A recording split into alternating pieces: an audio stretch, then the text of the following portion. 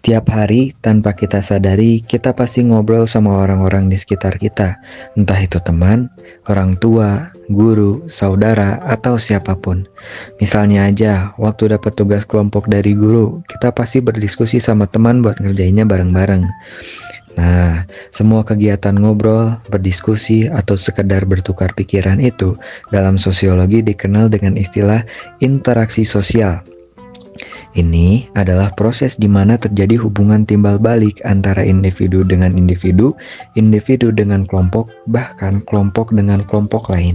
Interaksi sosial bisa terjadi lewat banyak cara loh, mulai dari kata-kata, jabat tangan, sampai bahasa isyarat. Secara umum, ada dua jenis bentuk interaksi sosial, yaitu interaksi sosial asosiatif dan disasosiatif. Interaksi asosiatif itu contohnya kayak kerja bakti bareng di lingkungan rumah. Di situ orang-orang saling bantu dan bekerja sama buat tujuan yang sama. Bentuk interaksi asosiatif ini ada beberapa, seperti kerjasama, akomodasi, akulturasi, dan asimilasi.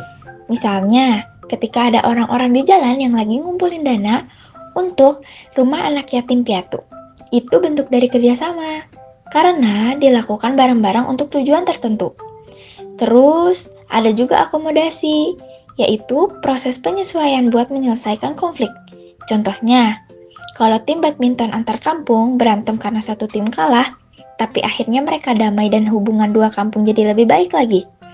Nah, itu namanya akomodasi. Ada juga yang namanya akulturasi, yaitu percampuran dua budaya atau lebih, tapi masing-masing budaya tetap mempertahankan ciri khasnya. Contohnya apa sih? Nah, contohnya itu ada Masjid Kudus. Keren banget kan? Ada unsur Jawa, Hindu, dan Islam semua melebur jadi satu bangunan yang indah. Beda sama asimilasi nih. Kalau asimilasi, itu gabungan budaya yang membentuk budaya baru. Kayak seni kaligrafi Arab yang berkembang jadi bagian dari budaya Islam di Indonesia. Nah, sekarang kita bahas yang agak beda nih, yaitu interaksi sosial disosiatif. Ini adalah bentuk interaksi yang cenderung ke arah konflik atau efek negatif. Contohnya, kayak buruh yang demo karena masalah upah. Bentuk interaksi disosiatif ini ada 3, yaitu kompetisi, kontravensi, dan konflik sosial. Kompetisi itu misalnya lomba 17-an, kayak tarik tambang antar warga. Orang-orang saling bersaing buat menang, tapi tetap sportif. Sedangkan konflik sosial itu bisa terjadi kayak perebutan wilayah yang menimpa Palestina, di mana ada kekerasan dan ancaman nyata dari pihak yang menyerang, yaitu Israel. Lalu, saat kamu ada rencana liburan, kemudian seorang temanmu menyampaikan pendapatnya, namun sebagian teman tidak setuju sama rencana tersebut, sehingga muncullah rasa tidak suka atau benci yang disembunyikan dalam hati. Nah, tindakan yang dilakukan oleh sebagian temanmu inilah yang disebut dengan kontravensi.